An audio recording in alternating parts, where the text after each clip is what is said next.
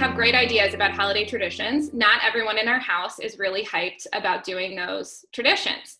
And so often there is a question of whether we should force people to engage with us, or if we should, just let it go, not really bother, not worry about it at all.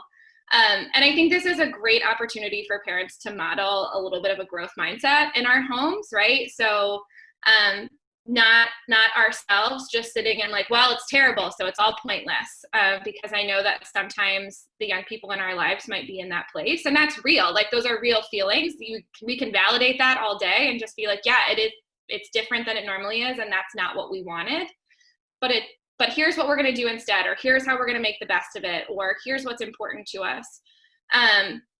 This is for this year, it's not for forever. So being able to hold the long game, right? That's something that as adults, we're much better at than young people, is being able to see into the future in a more impactful way.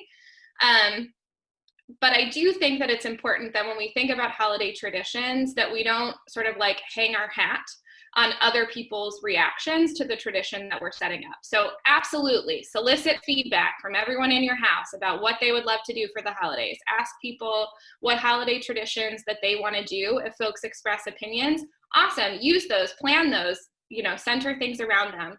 But also find traditions that are going to be joyful for you, so that when you invite other people in your house to participate, and if their reactions aren't, they're not filled with holiday cheer in the same way that you might want them to be, it doesn't ruin your experience, right? Because what we don't want to do as the parent in the space is put tons and tons of pressure on our kids to make us feel happy, because that's not fair, right? They get to have whatever reactions they have, so we need to have realistic expectations. But if you're wanting the activity to be enjoyable, pick something that's enjoyable to you. Don't hinge it on, it's only going to be enjoyable for me if everybody shows up in a particular way. If everybody shows up smiling and joyful, then it will be fun. But if everyone shows up and they're kind of like, bah, humbug about it, if it's still something that you enjoy, you'll still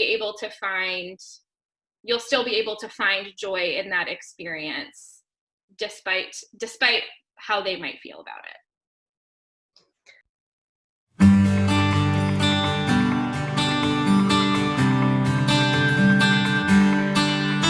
For updated information on our mental health programming, subscribe to our YouTube channel, like our Facebook page, follow us on Instagram, or find us at catchescommunity.org. Catch is dedicated to making a difference in our community through empowering families to raise resilient and independent youth.